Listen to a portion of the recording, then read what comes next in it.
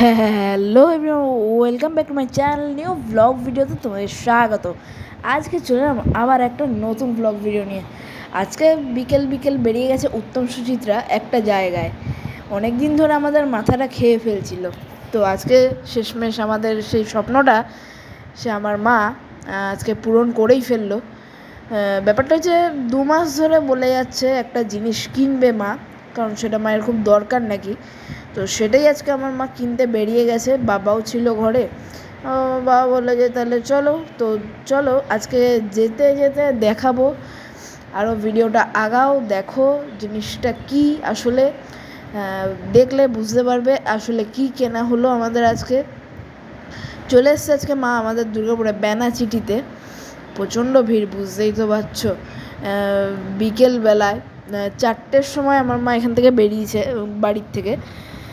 মাকে বলেই রেখেছিলাম ব্লগ ভিডিও করো, তো মা সেই কথা মতো আমার কাজটা করে দিয়েছে। অ্যাকচুয়ালি মাও কিন্তু আমার সাথে থেকে থেকে এখন ক্যামেরা ধরা শিখে গেছে। আগে অতটা ভালো ধরতো না, এখন যতটা সুন্দর ধরে, মানে আমার চেয়ে ভালো এক কথায় বলতে গেলে। তো এখানে মার রাস্তা পেরোতে পারছে না, এদিক থেকে ওদিক থেকে সেদিক থেকে, মাকে গাড়িতে অ্যাটাক করে দিয়েছে। মা বাবাকে হাসতে হাসতে বলছে আমি আর রাস্তায় পেরোতে পারছি না। তো চলো, এখানে আমাদের চলে এসছে আমার মা উষা স্টোরে। উষায় কী কিনতে এসছে মা, এই যে উষা কোম্পানি স্টোর, কুলার নাকি অন্য কিছু, নাকি ফ্যান, না কি জিনিসটা কি, খুব ইন্টারেস্টেড আমি দেখার জন্য আর তোমাদেরকে দেখানোর জন্য। তো উষার এটা আমাদের দুর্গাপুরে হয়তো মেন শোরুম, মানে যারা যারা বসেছিল তারা, এই যে এখানে সেলাই মেশিনই মা কিন্তু নিতে এসছে। আমি তোমাদেরকে তাড়াতাড়ি বলেই দিলাম যে মা এখানে সেলাই মেশিন নিতে এসছে একটা, যেহেতু মা একটা টেলারিংয়ের কাজ করে, লেডিস টেলারিংয়ের, তার জন্য সেই মেশিন একটা দরকার খুব।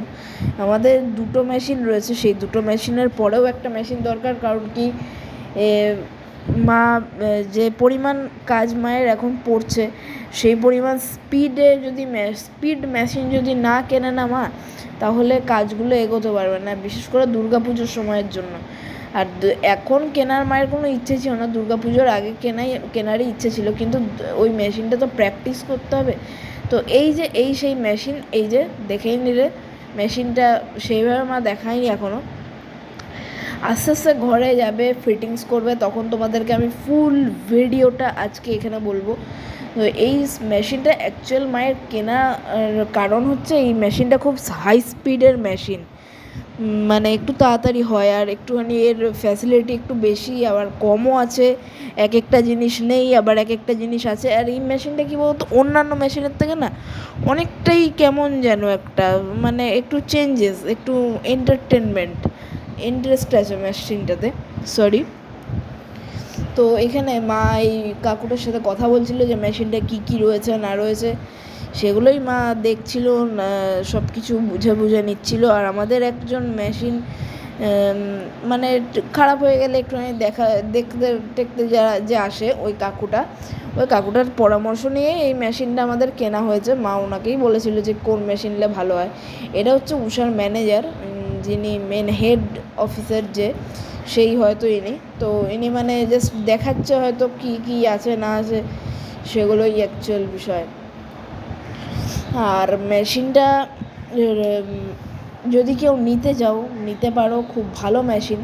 সেগুলো আমি রিভিউগুলো মায়ের থেকেই পরে নিয়ে নেব, তোমাদেরকে দেখিয়ে দেবো যে মায়ের এই মেশিনটাতে সেলাই করে কি হয়েছে, কি অসুবিধা, কি সুবিধা, কীরকম লেগেছে, সেগুলো সবই এখানে মাকে বলবো এই ভিডিওতে পরে। তো পরে একদম রিয়েল রিভিউ আমি তোমাকে দিয়ে দেবো তোমাদেরকে। তো চলো এখানে একটুখানি দেখো, মা সেট সব কিছু জানছে, বুঝছে মেশিনটার ব্যাপারে, মেশিনটা কত কী লাগে না লাগে মেশিনটা চালানোর জন্য, বা কীরকম কী কাপড় টাপড় ধরে, এগুলোই তো মায়ের মেন জিনিস, যে কাপড়ই যদি না ধরে তাহলে আর কী হলো। আর এখানে দেখো উষার অনেক কিছু রয়েছে, যেরকম ফ্যান আছে, তারপরে এমনি টেবিল পাখা আছে, কুলার আছে, অনেক কিছু। অ্যাকচুয়াল বিষয়টা হচ্ছে উষা অনেক দোকানই আছে, তো সেগুলোর থেকে এই শোরুম থেকে নেওয়াটাই আমরা পছন্দ করি। এই যে এই মেশিনটা, আসলে অনেক রকমের মেশিন রয়েছে। এর আগে আমাদের যে কটা মেশিন রয়েছে, মানে 3টে মেশিন এই নিয়ে হলো, মোট এই 3টে মেশিনই কিন্তু ঊষা কোম্পানিরই আছে। ঊষাটা আমাদের মনে হয় যে বেস্ট বলে মনে হয় ঊষা কোম্পানিটাই। আমি জানি না যারা তোমরা আমার চ্যানেলে যদি কোনো টেলারিংয়ের যে আন্টি বা আঙ্কেল যদি থাকো কেউ, তারাই জানবে যে কোন মেশিনটা ভালো এইসবের মধ্যে, হাই স্পিডের মধ্যে। একটা হয় জ্যাক আর একটা হয় ঊষা। আমার মনে হয় এই দুটোই কোম্পানি। আর এই মেশিনটাও খুব সুন্দর লেগেছিলো, আমি ভেবেছিলাম এইটা নিয়েছে, বাট না, এটার একটুখানি ফ্যাসিলিটি কম। এই মানে এর আগের যে মেশিনটা আছে ওই মেশিনটার মতনই কিন্তু এইটা। আর মেশিনটা কিন্তু একদম ছোট্ট পাড়া, কিন্তু মেশিনের টেবিলটাই কিন্তু প্রচণ্ড বড়। মানে মেশিনটা দেখলে তুমি ভাববে যে এ বাবা, এইটুকু মেশিন দিয়ে কী সেলাই হবে। অ্যাকচুয়ালি টেবিলটাতেই তো মোটামুটি 1 মিটার 1 বিঘাতের মতো টেবিল রয়েছে, ফুল সেটিংয়েবল টেবিল। ফিতে টিতে দিয়ে, ফিতের যে মাপ হয় বা স্কেল মাপ হয় সেগুলো দিয়েই একদম রয়েছে। এখানে বাবা ওই আঙ্কেলটার সাথেই একটুখানি কথা বলছিল, তো মা অলমোস্ট ঊষা কোম্পানির থেকে সব কিছু ফাইনাল করে বেরিয়ে গেল। আমি তোমাদেরকে, যদি তোমরা বলো কমেন্ট করে জানিও যে দাম টামগুলো যদি বলতে হয়, তাহলে একটা মিনি ভ্লগ করে তোমাদেরকে একটা ছোট্ট শর্টসের মাধ্যমে জানিয়ে দেবো মেশিনটার দাম, অ্যাভেলেবেল, এমনি সব কিছুই তোমাদেরকে ডিটেলসটা। তোমরা যদি কেউ কমেন্ট করো, একজনও যদি করো, তাহলে একজনের জন্যও আমি ভিডিও করতে রাজি আছি। আমাদের মেন বিষয় হচ্ছে আমার যে তোমরা জানো, আমার ভিডিওগুলো দেখো। এই মেশিন যারা টেলারিংয়ের কাজ করবে ভাবছো, তারা যদি বেসিক্যালি ছোটো মেশিন থেকেই টেলারিংয়ের কাজ শুরু করা ভালো। কারণ কি, বড় মেশিন হট করে ঢুকিয়ে দেওয়া, এবার তোমরা হয়তো জানো না, সেই সময় এই মেশিনটা ঢুকিয়ে দিলে কিন্তু একটু অসুবিধা হবে। প্রথমে যদি ঊষার ইলেকট্রিক নাও, তাহলে ছোটো মেশিনগুলোই আমি নেওয়ার জন্য সাজেস্ট করব। আর যদি তোমরা কেউ জেনে থাকো মেশিনের কার্যকলাপ সব কিছু, বা কাজ করেছো 2-4 বছর, 5 বছর, 6 বছর, তাহলে বড় মেশিনটা তোমরা নির্দ্বিধায় নিতে পারো। কারণ জানলে তো অসুবিধা নেই, এই মেশিনটার একটু ফ্যাসিলিটি বেশি। চলে এলো আমাদের বাড়িতে মেশিনটা, এই একটা টেবিল, স্ট্যান্ড অ্যান্ড টেবিল, আর একটা মেশিনটা। আমি ভেবেছিলাম যে স্ট্যান্ডটাই এত বড়, আসলে না, টেবিলটাই এত বড়। তো এখানে বিকেল 6টার সময় আমাদের ঊষা স্টোর থেকে লোক পাঠিয়ে দিয়েছে মেশিনটা সেটিংয়ের জন্য। একটুখানি সর্দি হয়েছে, সরি, কিছু মনে করো না।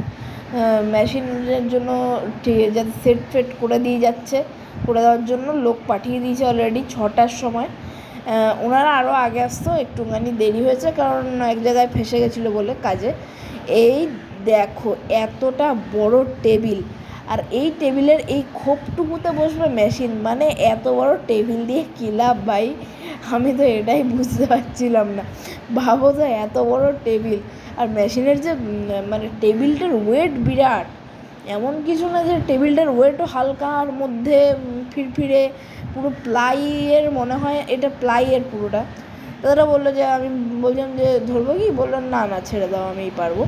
তো আমার কোনো ব্যাপার না, আমি কেটে বললাম যদি কিছু হয়ে যায় তখন আমার দোষ হবে। এখানে দাদা এবার স্ট্যান্ডম্যানগুলো এবার ফিক্স করবে, মানে এবার এখানে দাদা আছে একা।